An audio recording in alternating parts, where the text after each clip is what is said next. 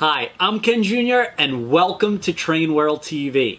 Here you'll find the latest and greatest in model trains. If you're a returning subscriber, welcome back. And if you're new to our channel, we're glad you're here, and I invite you to click the subscribe button and hit that bell notification so you'll never miss a video. Now, we'd also love to send you exclusive deals and special announcements that you won't find anywhere else. So be sure to sign up for our emails, TW Text, and stay connected with us on Instagram, Facebook, Twitter, and TikTok. Now, you can find all the links in the description box below or trainworld.com. And without further ado, enjoy today's video.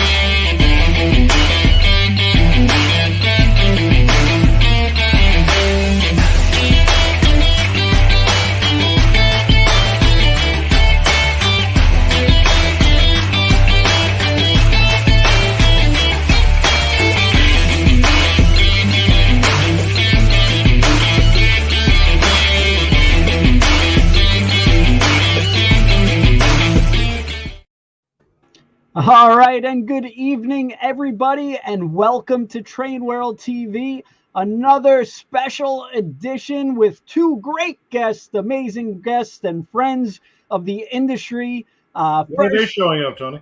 Yeah. I guess the man of the night, Bill Schneider from Rapido Trains. How you doing, Bill? I'm doing great.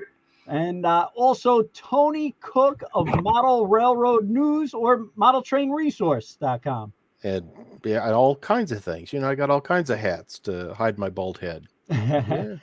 And as we speak, Bill is going to be cut out because Jordan is here. So let's introduce. All right, I'm going to go eat dinner, guys. Bye.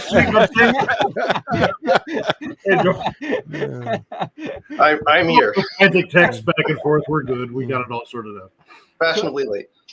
Well, it's a little pre-planning snafu on my part, and I apologize. Apparently, we scheduled Rapido Trains to be on, but I checked my emails. I didn't think I sent the time. So we were going off of our usual time, and I think Rapido went off their usual Rapido time. So Rapido standard time, which is always different, right? Yep, but it worked out great because we have a wonderful action-packed episode for you today. But I guess before we kick into things with Rapido, Tony, why don't you kick off this segment with all the wonderful articles that you have upcoming in Model Railroad News. We are, which if you're not subscribe. Thank you. We actually have kind of a Rapido Extravaganza is hitting for August, which I just sent to press this week, so it'll be out in a couple of weeks. But I can share a couple pages and show some of the neat stuff that's in there. The turbo will be the cover, and I do a little roundup of all the turbos, hoping that, yes, the box, Ken, is just happened to have one, did you? You know me and boxes. When I open this up, and the box, there's a poster in there too. It's got a poster, this big giant box. As I opened that, I literally had to just sit looking at the box for about 10 minutes. Like, wow, this is so cool. Anyway, this is a little preview of what we're going to have in August. Model Railroad News shows all of the turbos. There's the Roar Turbo, which is the new Rapido model, is up top left there. The UA Turbo that came out first in the 60s, which Rapido has done both HO and N. Right, guys? You've done N scale on that too, haven't you? Yeah. Yep. And we are doing again. Yep. And the Roar Turbo, of course, is announced for our first run for N. The HO's out. Now, the one I'm waiting for, and I put it in down there, is that French RTG. Because that's my first Amtrak ride was Really? in the St. Louis to Chicago corridor in the early 70s. In fact, this shot you see down there is on its inaugural run at Bloomington, Illinois in 1973. And yeah, that's Can I you remember zoom we in did it that on picture? we did it on a Saturday. My dad took me out. I think we did Alton to Springfield, Illinois, and then came back Springfield to Alton later that day. And we visited, in fact, that picture's R.R. Wallen. That's Dick Wallen. That's who picked us up in Springfield. We went out to lunch and then took the train back. So yeah, that was my first train ride. So I'm waiting for you guys to make a model of that so I can replace that old Jof with the pizza cutter wheels that, you know, I otherwise have. But Now, Tony, do you know why it's? I guess it was never ran in France, but they oh no, brought they it were. over. Yeah. It Oh, was. really? They bought them. Yeah, they're in fact the old Jove catalogs. You can see and I've seen pictures of them in France, looking just like that in Really? different paint. Amtrak bought a set of them to test these out, the concept, and then the Roar turbos built off that, isn't it, Jordan? Or that was its much of the inspiration. concept, and I think a lot of the elements were also for the RTLs also came out of France as well. Final assembly, of course, was in the San Diego area, California. Yeah. Yep. Let's see, and then the review. We've got a lot of pictures as we always do. And boy, it's a fantastic model. I mean, the operation, the lighting, the DCC. There we get a good look at the interior and stuff. I love the bulkheads with the weights. What a smart idea. that was actually a revision because we had an earlier version where the weights weren't quite as substantial. So that was a later modification. But boy, it is a tremendous thing. And then I asked Kevin Holland, who edits Passenger Train Journal. I said, "Hey, I've got a CP Rail E unit, and you're a passenger train guy, and I know, and he's up in Canada." I said, "Can I send this up to you? Because it's really neat looking, but you know this better than me." And he reviewed the CP Rail for us. And then my young reviewer out in Washington State, Aaron Adams, does your new Amtrak Phase 1 E unit. And then I got this. This was, I don't think you guys sent me this as a sample, which Ken will be happy at that because in fact, I think I emailed Ken, said, "Have you got any of those?" Oh, this was the Heartland Hobby Exclusives, wasn't it? Yeah. The Heartland Exclusives. Yeah. Yep. And the third batch that came out. it's like, man, I got to have that because of the cool paint scheme. Very and cool. So I picked that up. But yeah, that's all ahead in August's Model Railroad News. Rapido. And lots of fun stuff. We'll have to look out for it. Yeah. You know, and credit where credit's due. That turbo liner was, Jordan drove us nuts for years. Yes. And once we could agree to do it, Josh did a heck of a job with the design. So it really has come out tremendous. I think I mentioned that in the review at the beginning that it exists because Jordan campaigned for it. And then I think I end by saying, "Good work, Jordan." Yeah. But look how It big was a team effort. I know. Look how Yeah, big it's one of those this things that box eventually is. just say, "Fine, shut up, we'll do it." Yeah, that box. It is such a neat model, and it's done very well for us. And I feel like this box is the packaging of Jason. It's just big and bold. Awesome. Well, I remember Wow. when we first talked about this. What was it, 3 or 4 years ago? I remember seeing that poster. I thought that's got to be the box top. We have to make that into the box top somehow. Yeah. And it really turned out quite beautifully. It really did. It's really amazing, and actually Rapido has done it a couple of times on a lot of their more exclusive items or higher end items where the packaging actually it feels like a collector's piece. And Tony, like the Rapido, the Day one, the day one E and one engine in the wooden box. It's just like the packaging on a lot of these things. And I think there was another one with you guys sent in glasses with like yeah. So it's amazing, and they're very secure. Well, I think the extreme of that, Get, is the original Canadian that we did. The box was so oversized, nobody wanted to ship it, but it was great. Oh, what'd you do? Break it? Yeah, I'm trying to open up your packaging, and we're going sideways here, but each one is individually packaged like that, really secure. I mean, that's awesome. It's a beautiful set, and boy, it operationally it was just a dream to run it. I really liked it. That both ends are powered, and like in the DCC thing, I state in the review, if you put two F units back to back that are DCC, they fight with each other. But you guys have that set up, you know, so it's coded right. You don't have to do anything. That you can hook them up and run it that way. The lighting reverses back and forth, so you get the red marker lights on the going away, and the coming at you's got the headlight. The interiors are illuminated. They've got the nice smoked windows. I mean, it was a beautiful model. Wow. Even their instruction manual is designed. Cool. Yeah. They got the typewriter font below, and all I guess designed out. Really neat. Really. Well, believe it or not, that's actually the cover off of based off the actual cover from the Turboliner instruction manual. Oh, really? That's cool. So if you look at our instruction manuals on the last couple of years worth of projects, we've gone kind of retro, and a lot of the manual covers are from actual, the original, owner's manuals, if you will, for the real locomotive, the operating manuals. That kind of stuff just is kind of so fun, cool. and that again, I think is largely Josh doing. And make sure, if you guys do order this, make sure you read the instructions, because these are very delicate. They're beautiful, but they're delicate. And actually, Rapido gives good detailed instructions on this. So and always lots of little inside jokes. And I say that in about every review. If you're not reading Rapido's manuals, you're missing out on a great part of your purchase. That again, they're very entertaining. So I always read my manuals on Rapido. Yeah, John. It's a standing joke that nobody ever reads instructions. But we had people that email us and say, "I read your manuals cover to cover because they're so much fun." Of that." Yeah, exactly. It's a good read. Ken, did that one have a poster in it? You didn't show the poster. I didn't. I'm trying to get everything going here. It's not the smallest package to play with, but there you go. Tony. There you go. All right, there you go. Yeah, that comes in there. You've got exploded parts diagrams, and as Ken said, everything is packaged securely in the. I like how it has the extra foam pieces on the end too. Yeah.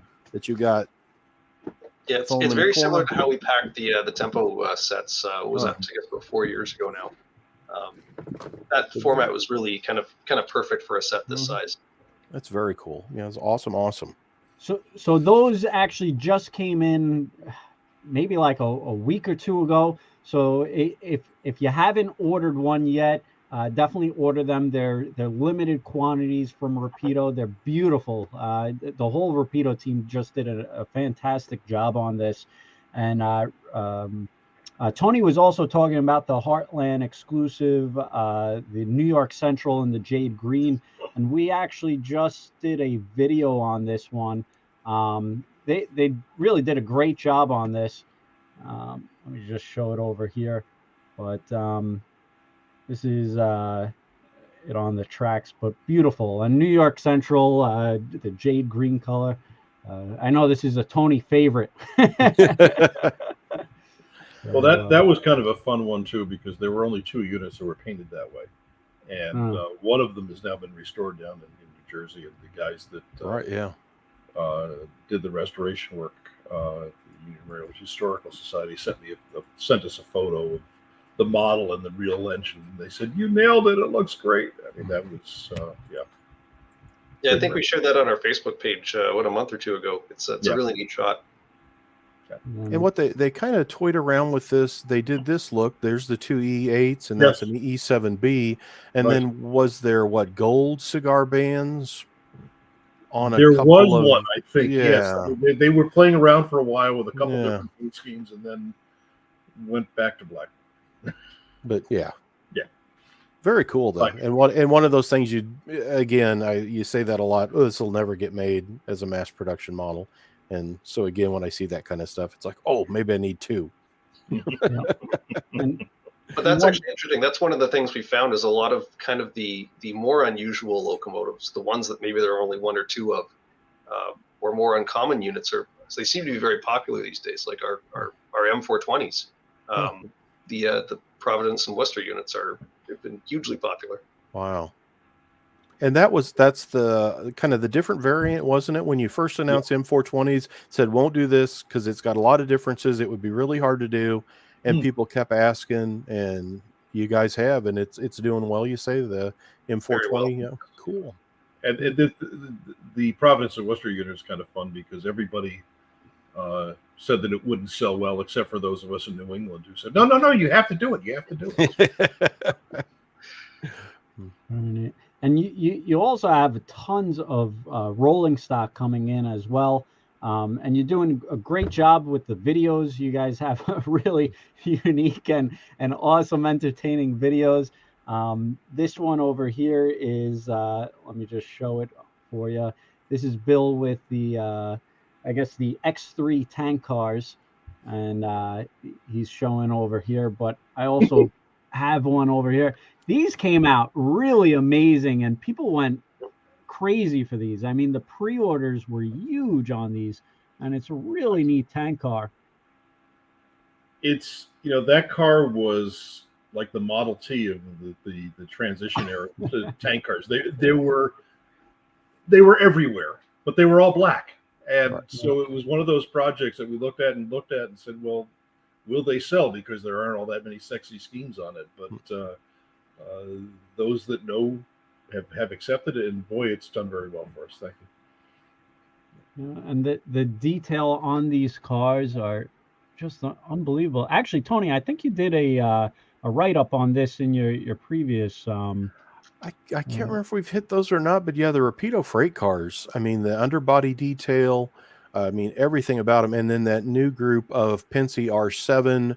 The single sheath wood box cars, which then are also made as the Fruit Grower Express reefers. I think that's an interesting prototype and I just dug out my railway cyclopedia, is it Ed Hawkins that does those? And I found the article on those and was looking through, learning more about those cars. But boy, the freight cars are tremendous. Yeah. And then what you showed this past week, that Union Pacific boxcar, the 40-foot sliding door, some samples of those in production. That's the other thing I love about Rapido, Ken, is I get to see these sneak peeks where they show, somebody holding up one or a box of them being made, and it's like, oh, they're getting close. That's right. That can sometimes stab us a little bit too. It's fun though. And I guess Jordan and Bill, you also have some more product that's shipping in, I guess, this month, end of this month, or the start of next month. We have two models that should be shipping in the next week or so. So we've got the CN rebuilt M420s, M420Ws. We have those, and we also have the SP B50 boxcars. That's the wood and the that's the Bill's project there. We actually have some photos of them too. I'm not sure if they're ready for showtime or not, but go ahead. I was trying to find a photo on my phone, but that's all right. Go ahead. I like how it's Bill's project, and before off air, he was going off the rundown, and he had no mention of that project.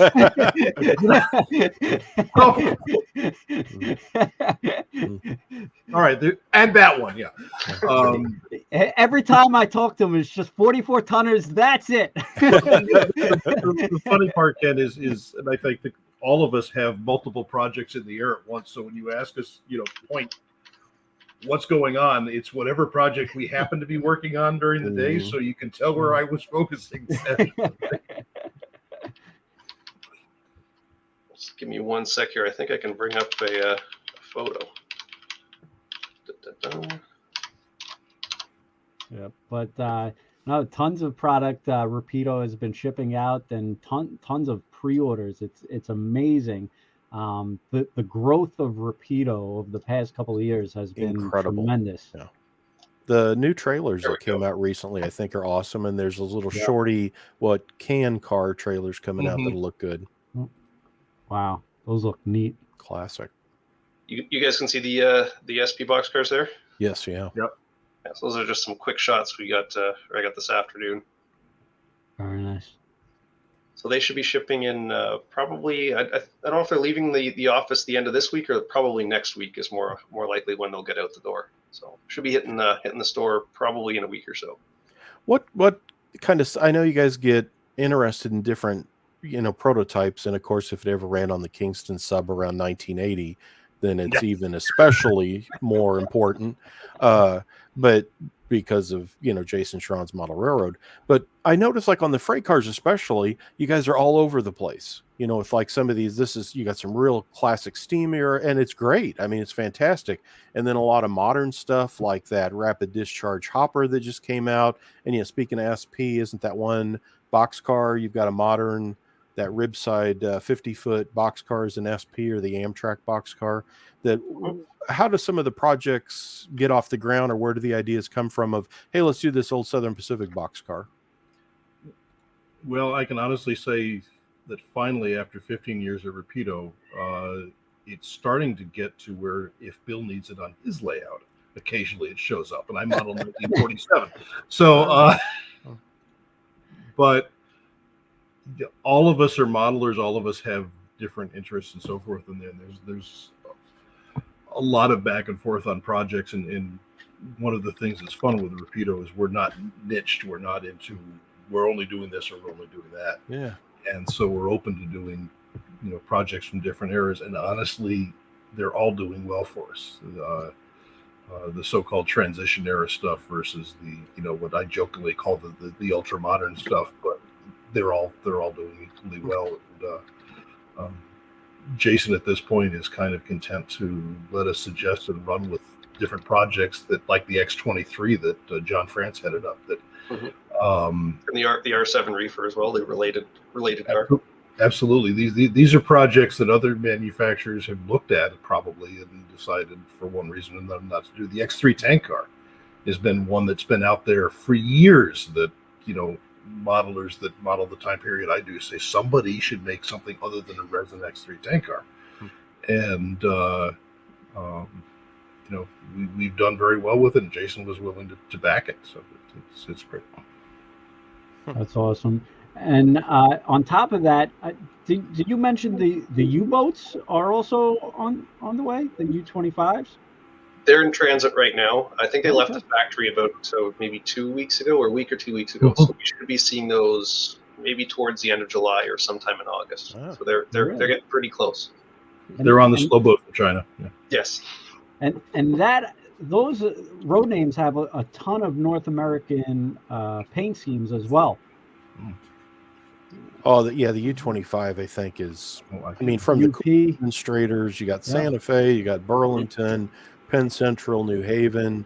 I mean, that was such a landmark General Electric piece that a lot of roads picked them up and bought them. And it's cool that Rapido's doing. Yeah. Oh, that's one I've got on order with you, Ken. Yeah. Yeah. That's cool. That's so cool. Different. That's totally unique. The refrigerator face first generation GEs, as I called them as a kid. Absolutely. Face. Interesting. And those demonstrators went all over the place too. Wow. We got Erie Lackawanna, Great Northern. So a slew of liveries to choose from. Really neat. And a lot of mix on the phases. I remember on that Santa Fe, what's the odd thing on the Santa Fe? They have an extra toolbox, so the step over piece is longer, or it has a flat section on one side and the back. I remember the Santa Fe's have something. Yeah, there. See, it's got an extra. The battery box was, I believe it was a bit longer. It was like an extra panel or something like that. Yeah, so in back you've got an extra stanchion, and that piece is longer. That's really cool. I like the different phases, and this hung around so long. It's about 1960 to 64 or 5. So there's 4 or 5 really good phases to work through, of single windshields to slope noses and all that kind of stuff. Yep. And a lot of these lasted into the 80s as well. Some a bit later than that in some cases. And it's such a landmark locomotive because it really was the beginning of the whole, what we consider modern motive power. Oh yeah. If you don't have a copy, and I see them. I bought this for rail fans over the years. It's one of those books, that Greg McDonald book, maybe from Boston Mills Press, that U-boats book, and you'll find used. That's a fantastic. He goes through all the U-boats, and is a really fun book. If you're not as familiar with the prototype, you'll get a kick out of that book. And how about the Jeep 38s? Speaking of 4-axle second generation, you guys are getting close on those, aren't you? We are. Just before I get to that, there is the 2 Union Pacific units, the high noses right there. Those are the first refrigerator face. I'm going to remember that. I mean, and totally unique. This is, I mean, look at that. It's not just the high hood. Look at the pilots. Again, they look like that. Was it a U-18 that was being built for export? Was kind of one of the bases for this. And then look at the tanks, the fuel tank setup. You don't have the usual the cylinder or what are the air tanks on the sides next to the trucks that they're sandwiched in there with the fuel tank. So a totally different piece here that you guys tooled up. Absolutely, and that they were. Other than the long hood and some elements of the cab and stuff like that, they were quite a bit different from the later the low nose units. But yeah, we're talking about GP38s. I think we just passed that order deadline. I think it was late last week. Yes. But, so if you haven't got your order in for the GP38s, make sure you get them in right away, because we did order some extra as usual, but they're definitely going fast, and it's a really awesome engine, and will especially be popular in our neck of the woods. And Jordan, can you send that picture of the U-25, the Union Pacific, to me? Because that's really neat. I like that for sure. And I think I'll send you a package after the event. So cool, very neat. Yeah, I was at the New England RPM meet this past weekend, as I mentioned earlier, and these are pretty hardcore modelers, and everybody who saw the Jeep 38 in person was really impressed with it. And in particular, a couple of them picked it up and said, "Boy, this thing is really heavy, so it's going to pull beautifully. It's nice. It's an impressive model." That's very cool. Very neat. Jordan, before I go over some pre-orders and new arrivals, do you have anything else you want to cover? Or I guess the only other thing that's coming up, we've got, well, this is in the very short term, our N-scale FlexiFlow hoppers. This was a kind of New York Central, Penn Central Northeastern kind of staple.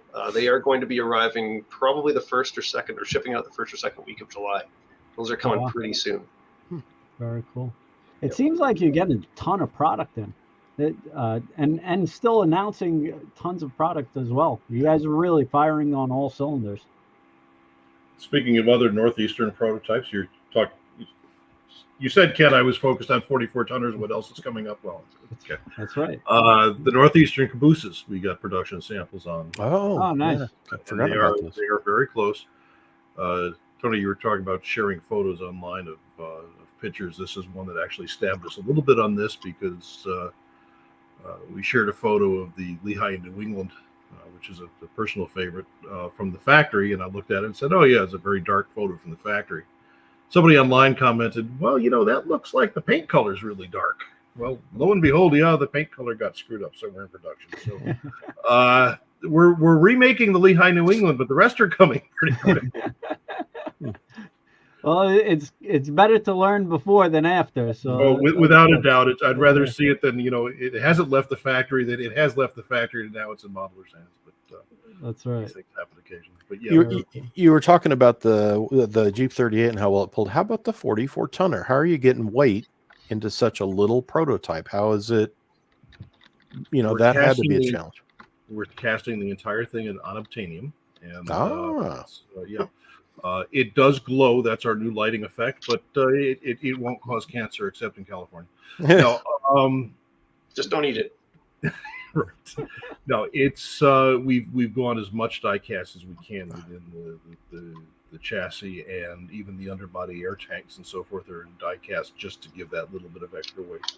Wow. And it was a challenge, because there's a keep alive in there. There's DCC. There's a speaker. There's a full cab interior. There's full underbody detail and so forth. Wow. So, it was a bit of a challenge, and it was back and forth with the factory about what else can we do to add weight and so forth. But we had a sample at the Springfield show that was pulling 10, 12 cars or so on a little loop on anything but a level table, because it would slow down going one way and speed up going the other. Made it through the whole weekend. That was our first engineering sample, and we were nice. Happy with the way it worked. Those should be really popular. And I was, again, that's another one I dove into the research when you all announced that. And I've been working with Craig Rutherford on, we're doing an article for Diesel Era that's going to cover the different prototypes, all the owners, show pictures. So later this year in Diesel Era, as the model's getting closer, that we'll have an article to kind of give everybody a primer on it. And Ken, don't you have a 44 tonner that's going to be all yours at Train World? Yes, it's Train World exclusive, and Rapido are great partners with us, and on this project they're going to be manufacturing the Long Island LIRR 44 tonner, and this is conditional, so make sure you get your pre-orders in.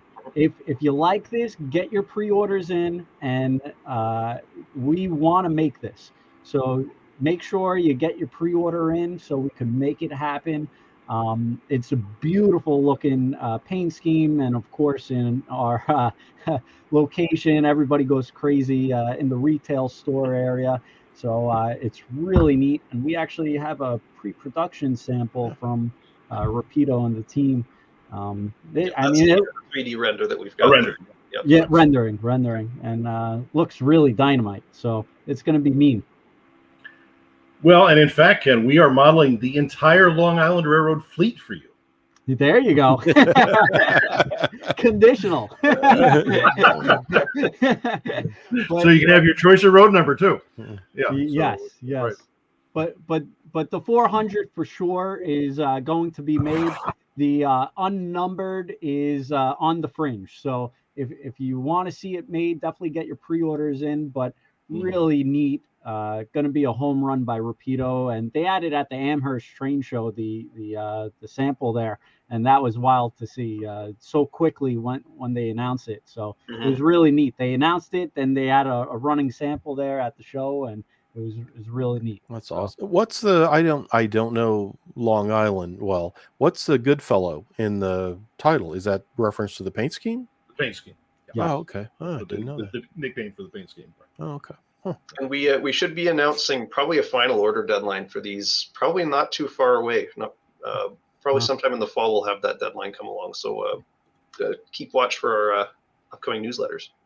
Well, if I can figure out how to share screen here, I've actually got present. Look at that. And then share screen. Yeah. And you're looking at me, aren't you? We're still looking at you. Can you see that yet? No. All right. Did you do the pick a window or? Yeah, you may have to pick what you're sharing. We're gonna stop that for a second.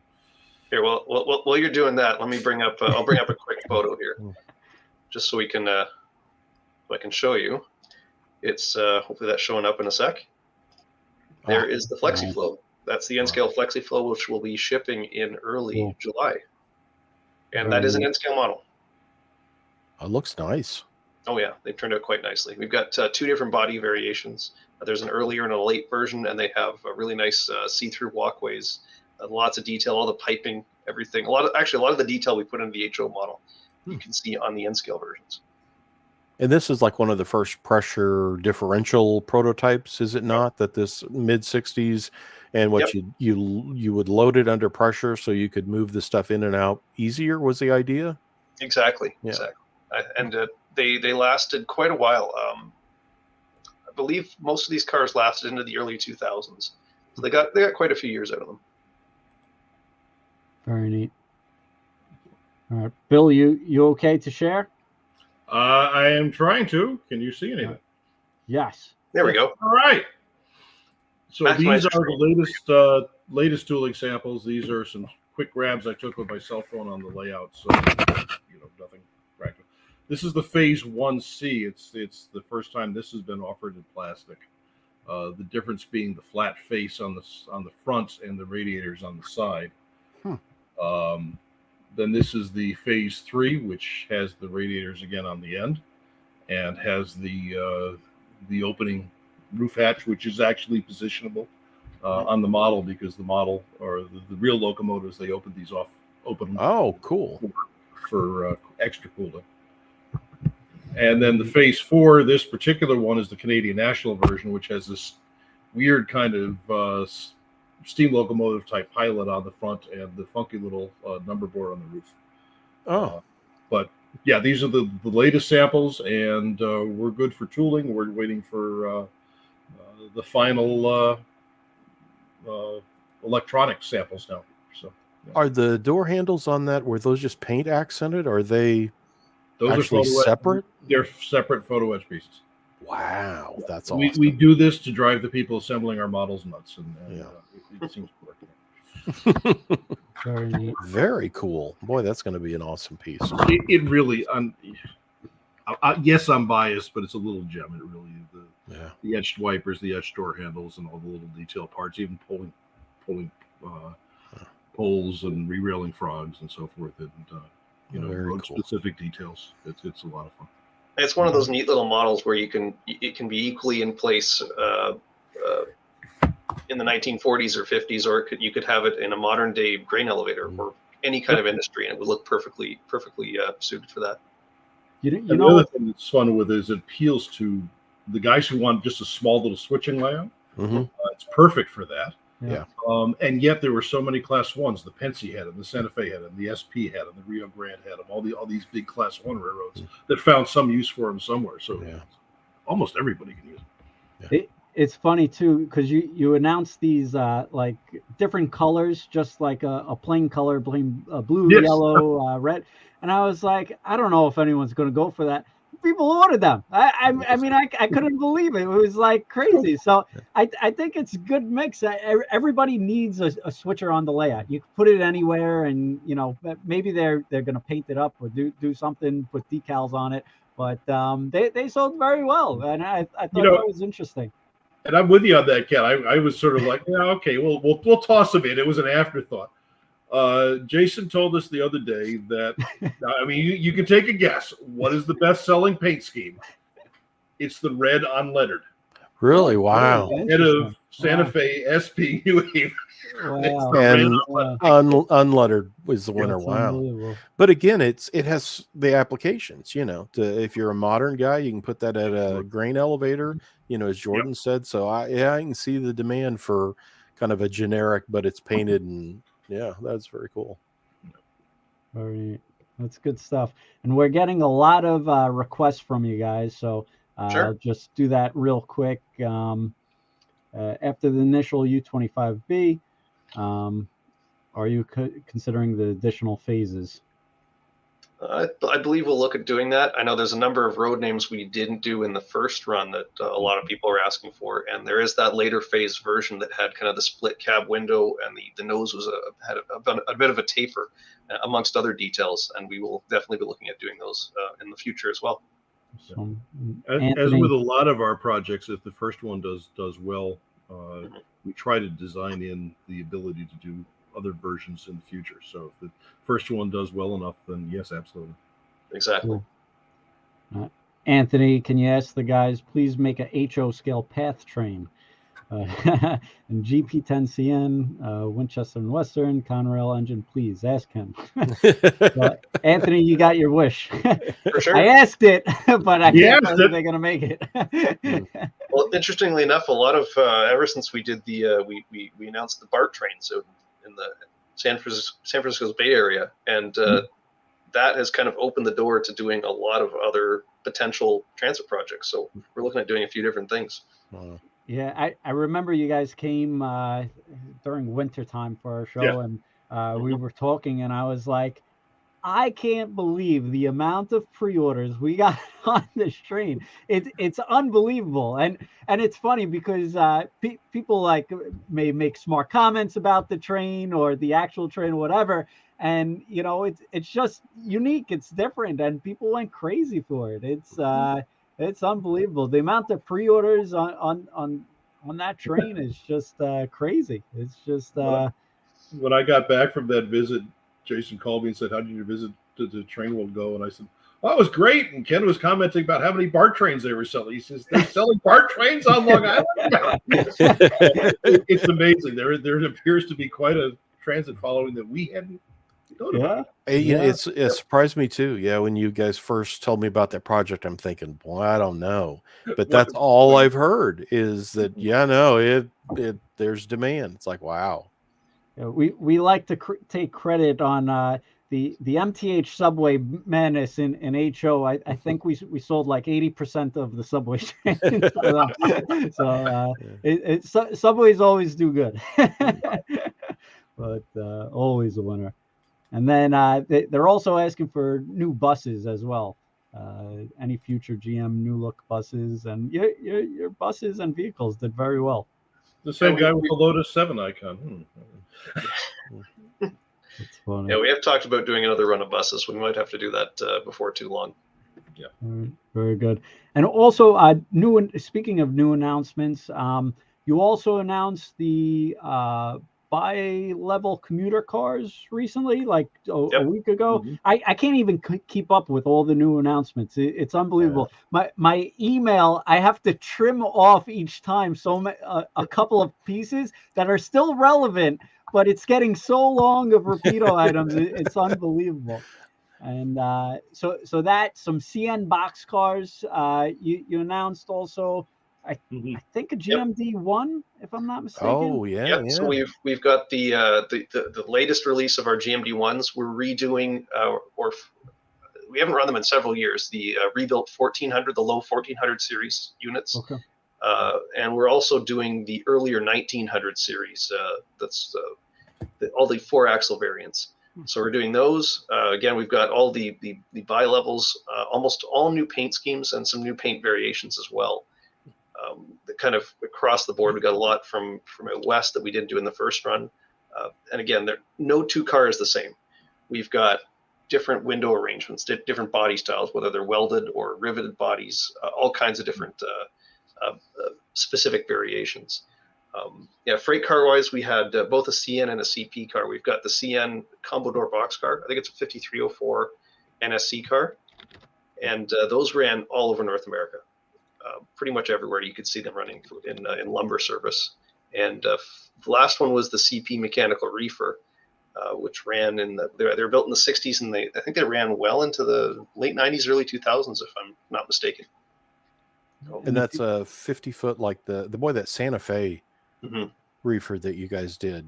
I think in the review I state a mechanical reefer like this is something that's been in the hobby forever, but until you see this one, you've really not seen one. And in fact, I pulled out all the old, I did the Lionel HO, I think maybe it was Rocco or Lima. Somebody made one for them in the 70s. Wow. And I pulled those as an example and then ran them in the new HO collector. That mech reefer, the Santa Fe prototype you did was just amazing. So I'm eager to see this. Is the Canadian one, I assume, is that aluminum colored? Yeah, they are, I believe, aluminum or silver. I can't remember exactly what the paint was, but they were delivered in the script paint scheme, and most of them actually kept the script lettering right to the end. But a few of them did get the multi-mark in the early 80s. Wow. Yeah, you do have a few things on your list there. Yeah, just a couple things. Yeah, and we probably should have shown some pictures while we talk about these, but just real quick, the GP38 order deadline is now, so hurry. But tons of details. They really spell it out for you. These are all Rapido's pictures, and with all these different modifications. And Tony will have to look up in the encyclopedia for all these different arrangements and everything. It's crazy. But and they did their homework on all these. I think that, like, I worked with Matt Gentry on that Burlington Northern. In fact, there's a diesel era article. So it ends up helping me. See, can they ask for pictures? And then I get interested and go, hey, that is kind of cool. And then that's where that BN Jeep 38 article came from that was in Diesel Era a year or so back. But it's amazing the differences in the variations on these. And these last forever. I mean, this is part of the 66 group of second generation EMDs. But as you see there, that BNSF, I could probably go down to Murray Yard here in Kansas City, and there's something like that sitting there today. So, I mean, these EMDs never die. Exactly. with all these new announcements, these are the bi-level commuter cars we were talking about. This was just announced like last week, if I'm not mistaken, 2 weeks ago. Yep. And there are a couple of conditional paint schemes on there too. So you've got the Altamont Commuter Express. I believe it's New Mexico and the Front Runner. Those are conditional. So we're hoping we do get sufficient orders for those. But the rest of them are all regular run. But I'm pretty sure we'll get enough to do all of the schemes. Very neat. What's the paint scheme in the lower right? That red and white GMD1. That's Oregon Pacific, if I'm not mistaken. Cool. Wow. So that was they run that unit out of Portland.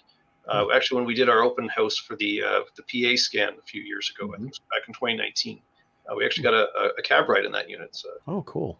Really neat operations. Nice guys out there. So now we have to do it. Yes.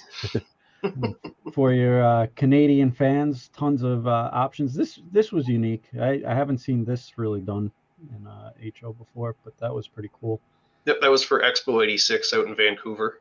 Yeah. But they roamed all over the place. I caught one of those cars out east back in around 95, 96. Wow. So they did roam quite a bit. Cool. And these, we didn't even talk about this. This is a new arrival as well. This just came in maybe like 2-3 weeks ago. These are the county cars. And, another simple Rapido project with a car with 4 different sets of sides and 7 different interiors and 3 different rooms. Jeez. Oh yeah, that's there you go. And your passenger cars are just unbelievable. Beautiful. The detail, it's crazy. Yeah, these are available skirted and unskirted in the baggage combine configuration and also in the full parlor configuration. And then inside the car, there's multiple different seating arrangements. And it was one of these simple projects that took on a life of its own. And it's really the finished models are. Actually, if you don't mind if I take over for a second, I could show you a couple of the car interiors. They're really neat. This, by the way, is how we drive our factory nuts. Yes. But I can't remember which version of the car this is, but it has the tables. I think it has the telephone booth in the back there. But Bill, you could probably tell a lot more than I could. Yeah, no, actually, I couldn't. We need Paul in here, but credit where the center section there, where you see the multicolor seats. The New Haven did that. They had all these seats in different. I think there's 4 different color combinations in the middle of the car, or actually in the entire car, but 4 different in the middle as well. That we've represented depending on the paint scheme, and the factory had to paint all those seats individually to put them in there. And yes, it sounds nuts, but they're right in front of the window, and you see them. So yeah, you got to love those drink tables and ashtrays. Oh, absolutely. Yeah. Very cool. Wow. Yeah. That's amazing. Cool. Yep.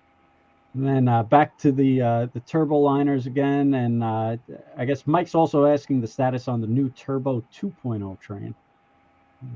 So we actually Turbo 2.0. I believe Jason got some new samples fairly recently.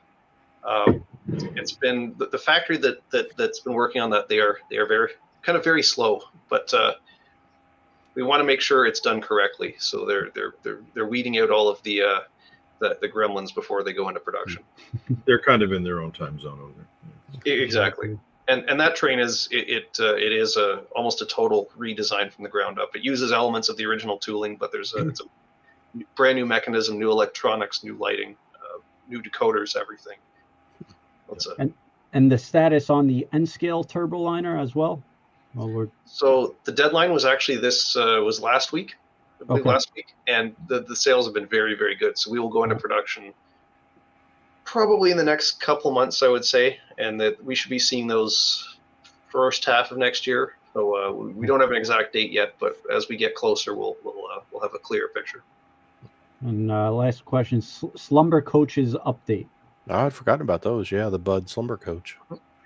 Also in production. I haven't seen much on them lately, but I know the factory is working on them. Okay. And then even more announcements we didn't even cover, but I think this was a month ago or 2 months ago. but these are the wood box cars. These look dynamite. The R7 wood reefers, beautiful, really neat looking. They're both really neat cars. The X23 boxcar is very unique looking, and it was unique to the Pennsy. Lasted for well into the 50s in regular service, and then a lot of them were used in work train service. But then they also built the reefer version of it, and those lasted even longer because those reefers went to Fruit Growers Express, a National Car, and a couple others, and those lasted later than that, even in the 60s and perhaps the early 70s. Just a neat looking car. I'm really digging these pictures, and I'm sure it's helpful for Tony to use, hopefully as well for his magazine. But these pictures are so detailed. You could see the detail through the picture. I mean, it's awesome. Like it's ridiculous the amount of detail. Again, these are the decorated CAD renders that we've got, but I believe we also have the first. There were 3D printed samples that we had that we were also showing. Just this last weekend, which look great. Wow. Yep. And these, Jeremy's been doing these 3D renders, and they're great for us both for publicity, but also from a project manager's point of view you get a much better idea of what the finished model is going to look like than you do with a typical kind of bland CAD rendering. And we caught a few things using these that we haven't caught in the others. So they're a great tool for us on many levels. That's awesome. Absolutely. And then also the Husky Stackwell cars. These I think the first batch that you announced was like sold out in a day or something like that. And I couldn't even get any. I was scrambling all over, trying every distributor. It was crazy. And so we got very few quantities, very few pieces, but they are back. And tons of great paint schemes and road names. And order plenty of the pink ones. Yeah. Yes, exactly.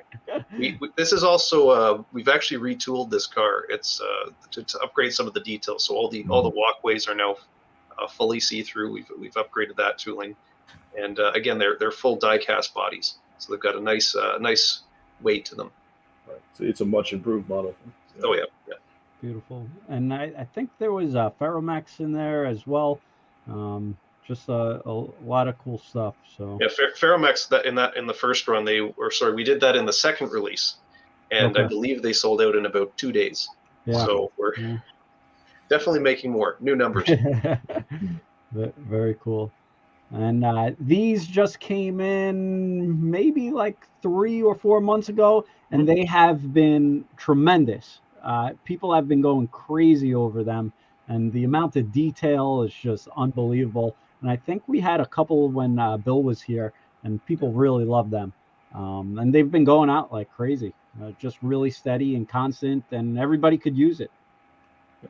That's a wonderfully detailed that you did that Frohoff prototype.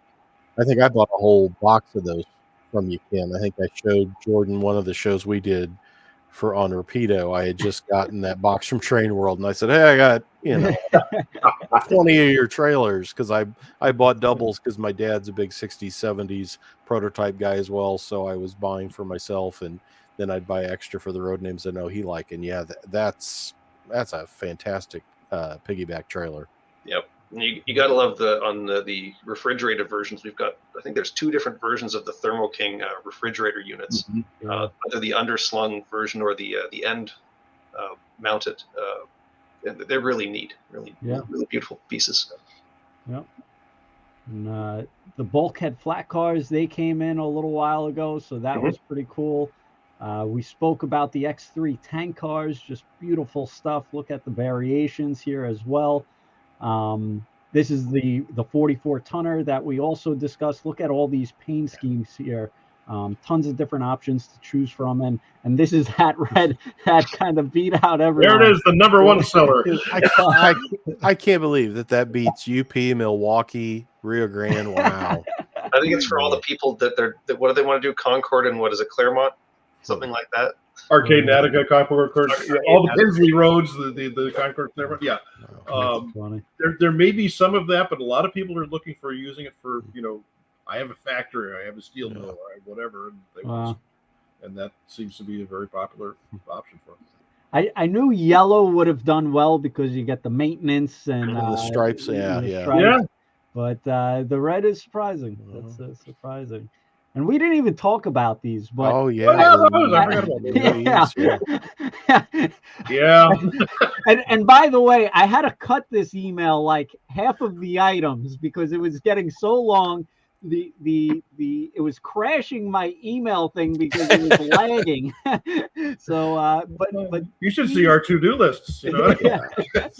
I have the same problem, Ken, as I'm building Model Railroad News. It's like, oh, I can't can't give them 15 pages of news. That's even though I've got I could yeah. literally do a magazine on Rapido all by itself. The Rapido Model Railroad News edition. And just put all their stuff in there, you know. It's amazing. But yeah, these paint schemes are unbelievable. When they were announced, I was like, wow, these paint schemes are tremendous. Just really going to be neat. I mean, you don't even have the Conrail listed in there. That's right. Okay. I'm sure. Yes, we got a lot of requests to do the Conrail executive units, and there's three different ones, and there's three different detail variations between the three different units. Yes. So. That's right. Beautiful stuff, just really neat, and it's unique paint schemes. A lot of variety here. It's well, and it's totally different. I mean, when you look at the Burlington Northern, the 9902, that's one of those rebuilt for the 70s. It's got all sorts of different stuff on it that was used in commuter service. So again, this is not just the straight E8 repainted. These are what they're set up for instead of steam generators. These are the HEP editions. Correct. Most of those are, So modern E's. Correct. And I mean, the 497 was leased to Metro North. I remember seeing that on the Danbury branch in Connecticut here back in the 80s, and you know, that's what you saw. And the Burlington Northern ones have been doing tremendous for us. But the Conrail, you know, again, guess what sells the most? The Conrail executive units seem to be the best. Very neat. And then that's not even to mention, we didn't even bring these up. Those two. All of the brand new paint schemes of the PAs. I mean, it's just crazy. And your PAs are fantastic. I mean, everybody has been going crazy over them. And that top one there, the Santa Fe, is that's largely new tooling too, because that was a set of PAs that the Santa Fe decided that they didn't like the Alco engines and decided they were going to try to put a General Motors in the EMD block in them. And they did, and you can see the roof is completely different. They have EMD fans on them, and they made changes to the sides as well. And they did this one ABA set and decided it wasn't worth doing again. Completely unique to the Santa Fe, and another kind of fun side project. It's really neat. And the kind of one and only Canadian. When I have people say, "Oh, Rapido just makes Canadian prototypes," I'm like, "What?" I mean, the Alco PA is a great example. There were no PAs in Canada, although that's a Montreal Locomotive Works in kind of a CN. CN's early paint, early passenger scheme. Yeah. I believe those went to the MKT afterwards, after the demonstration tour, if I'm not mistaken. Yeah, they were as a demonstrator, they were CN paint scheme, but not CN lettering, and CN never bought them. So, but we do well with demonstrators, as illustrated here, and also the U25 we're looking at. So, sure. Yeah, that's really cool paint scheme. More power to America's Special. It is. That's really neat. I mean, Rapido's bringing fun into liveries. I tell you. The factory doesn't think so, but those GM&O, wow, really those cool. MKT ones. The panel there on the side of the locomotive there that you're pointing to is painted to look like it's fluting on a passenger car. So it's what they call shadow lining, and it actually had these little lines that were like airbrushed so that they would look like they were fluting to match the passenger cars. And that's going to be a challenge. Wow. New Haven, Union Pacific, beautiful stuff. And again, the high-end powered E units, commuter cars. So the Bud Metra cars. That was. I think those are in tooling right now, if I'm not mistaken. They are. The stuff to go behind those E units and the commuter units that we're doing for Chicago. Very cool. And on those commuter cars, will they? I know they'll be illuminated, but like for the one cab car thing, will they have like directional headlight, or what's the feature for that kind of stuff going to be? I believe it's going to be similar to how we're doing the bi-level headlight, ditch lights if where appropriate, stuff like that. Very cool. One thing specifically on the bi-level, the Bombardier bi-levels, a lot of people asked about, are we doing the strobes? And we are going to be doing the operating strobes on those cars as well. Oh, wow. Full light packages on each car. Very cool. Auto flood hoppers, these came in this year. Tony was talking about these reefers, and these did very well. I've had to reorder them multiple times. They keep on selling out. I mean, just another hot seller. That one, Ken, you can see the screens there in the bottom right corner. I got intrigued by that, and I take the model apart in the review and show. It's got all the mechanical stuff. There's like the little molded plastic pieces are there on the underside or the inside of the underframe, and then all of it's painted gray as well, that end of the car, and then those roof hatches open up. That I was so intrigued with all that, I took one of them apart to shoot pictures so everybody could see what's, all the stuff that's in there that you wouldn't normally see. And it's a fantastic looking car. Yeah, very nice. F40 PHMs, Metros, the Procore hoppers. This paint scheme did unbelievable. I mean, people went crazy for this. I can't even believe the amount of pre-orders we had on this. It's just a beautiful car. We didn't even talk about the new cabbage paint schemes. You have the veterans units coming out. I think you announced those like sometime in December, if I recall. Here's the BART train if anybody wants to see it. But which is a hot seller on Long Island. Yeah, the New York. Blew me away with that. I guess New Yorkers do travel to California. I guess I didn't even think about that, but I guess there are a lot of New Yorkers that go to Cali. Instead of the Hamptons, they'll go to California. There you go. So very good. But so tons of stuff. C30 we got to talk about. C30, yeah. Yeah, that's actually that's in tooling right now. I think it's just started the tooling process. So we will see some samples in a few months' time. And the other half of the announcements I had to remove from this email. But all of this stuff was either announced this year or coming out this year. It's like crazy, unbelievable. I think some people think I'm joking because I ask this anytime I do a show with the Rapido folks. When do you guys sleep? Do you guys sleep? Do they let you sleep? We're highly caffeinated. I mean, man, you talk about amazing. Lots of projects and a lot of fun stuff.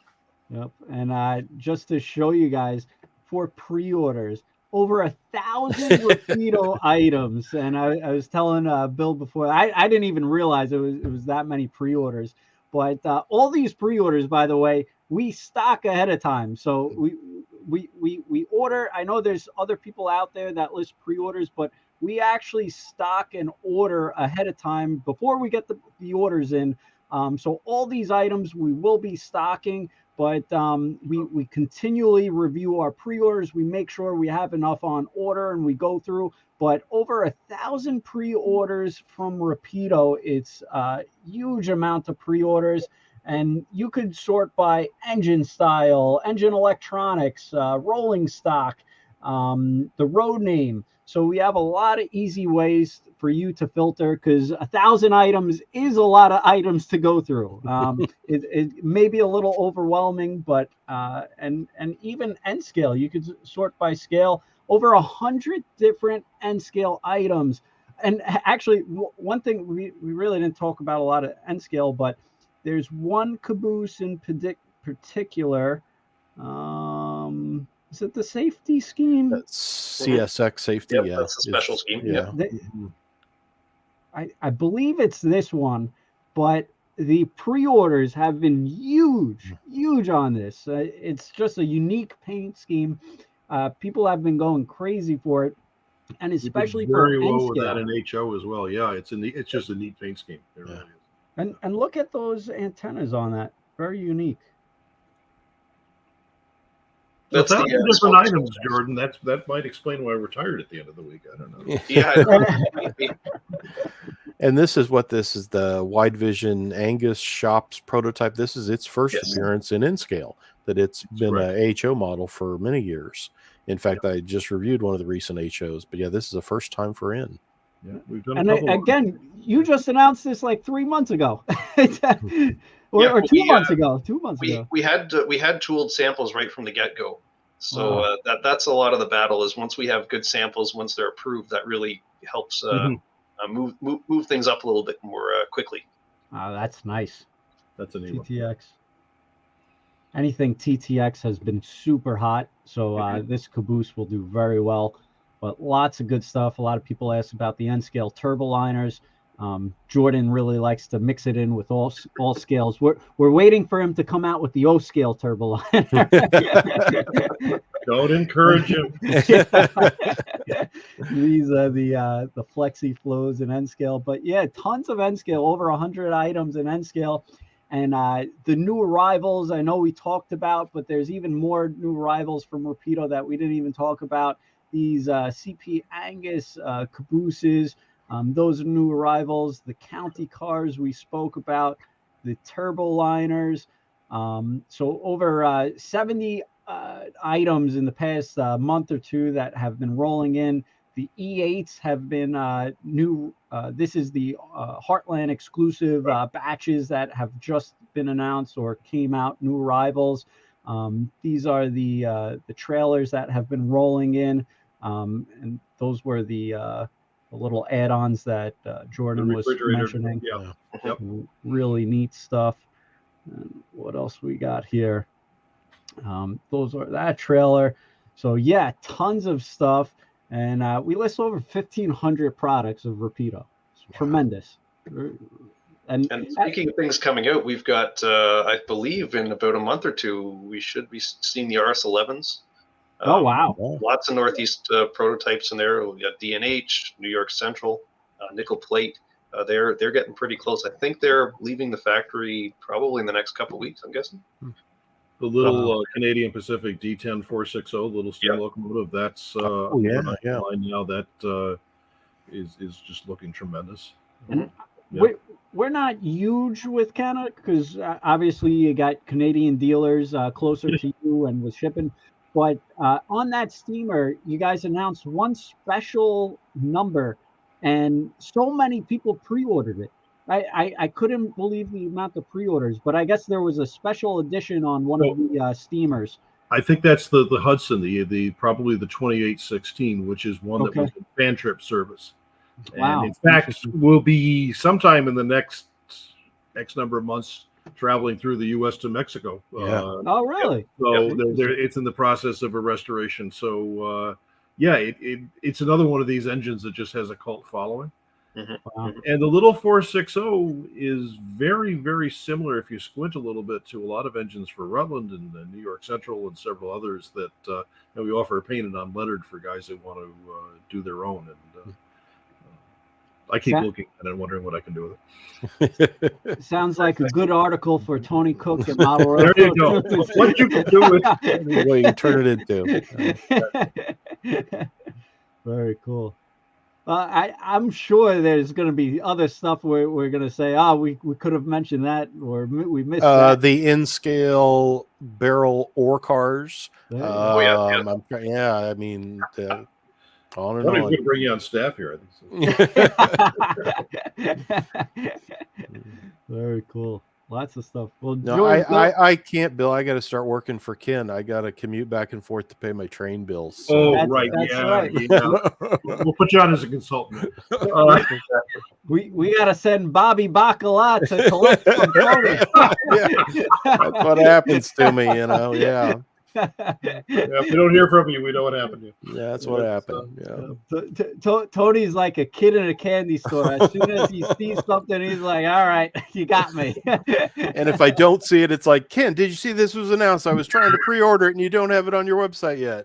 And he's like, "We're getting it there. We're getting it." Sent me 400 items to put on my website. I'm working on it. Yeah, right. Then he gets himself into a bind because he wants to be with all these manufacturers on the show, and he hears them, he sees the new products, and then he's like, well, I guess now I gotta get it.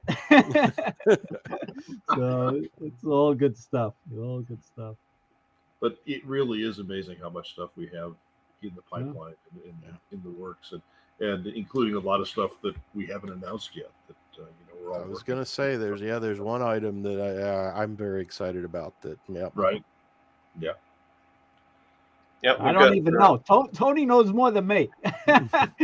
Tony helps us out, so yeah. We've got some cool stuff coming up.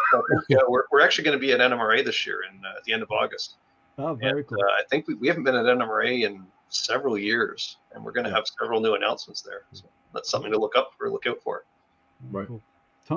Tony's the key of the industry. He's the man behind the curtains. The man with the photo. They're not mine. Yeah, that's Kevin Udaley's collection. But yeah, I'm just the miner that takes the cart and goes into the mine and comes back out. Yeah, with all sorts of goodies. It's like the Hogwarts, the bank where he travels in the mining industry. He takes the train and into the archives. Very cool. All right, Jordan and Bill. Anything else for Rapido that we should be on the lookout for, announcements wise, or anything? I think we covered it all, to be honest. Well, we're probably forgetting something. I can't remember what it is, but I was going to say in about half an hour we'll get a call from Jason saying you didn't talk about the. What about that Edmonton sleeper and in-scale? Don't you have in-scale passenger sets that you're working on? And that's all our July deadlines. We've got the in-scale passenger sets. We've got a special run of the Edmonton, which is the sleeper that we rescued several years ago. It's now part of the VIA Historical Association. And what else? We've got the Canadian trailers, the Canadian piggyback flat cars, which did go to the U.S. They went both sides of the border, and I think there's something else that I'm forgetting. There's a fourth something, I can't remember what it is. And I was actually surprised on those N-scale passenger cars because I was like, oh, they're more Canadian. I'm not sure how well they'll be received. But we had a ton of pre-orders on that. I was like, wow. I was like, that's crazy. Yeah, it's a nice little box set. The train in the box, basically. Put it on the way. Yep. Very cool. N-scalers seem to like. Cool. All right. And 2 questions before we go. The BART cars, any update on status? Frank wants to know where his BART cars are. We were actually talking about this earlier this week. I think they're nailing down the final design right now, and it should be going into tooling, I think, before the end of the month, or maybe early in July. So it's coming along. We should have some updates in the next few months on those. Mm-hmm. And the Amtrak Horizon cars, how they come along? Oh yeah, that's another one we forgot about. They are probably arriving in July, August. So they're also not very far away. Wow. Okay, very good. And Michael wants to know, are you coming out with the nickel plate 190 PA? No. We had actually, so Doyle McCormick, who of course owns 190, was just tremendous in allowing us access to that locomotive and scanning. We had Jordan, myself, and a couple others had a great time out there with him, and we offered him an exclusive on the 190, and he basically said, "I would love to, but my wife would kill me." And so we did not do a 190. I think maybe if we do another run, perhaps. We've gotten a lot of requests for it, but we wanted to give that as an option to him, and by the time he had decided one way or the other, we'd already made our announcements. Yeah. It was also kind of an odd unit because it's actually riding on Fairbanks Morse but replacement trucks.